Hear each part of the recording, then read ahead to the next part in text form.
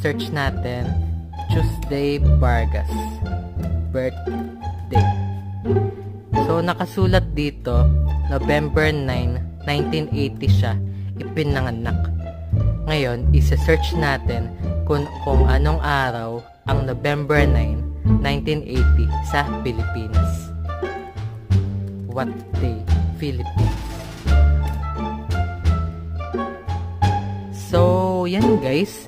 Nakasulat dito sa Google, ang November 9, 1980 ay Sunday. Hindi siya Tuesday. Kaya, si Tuesday Vargas ay ipinanganak ng Sunday at hindi Tuesday.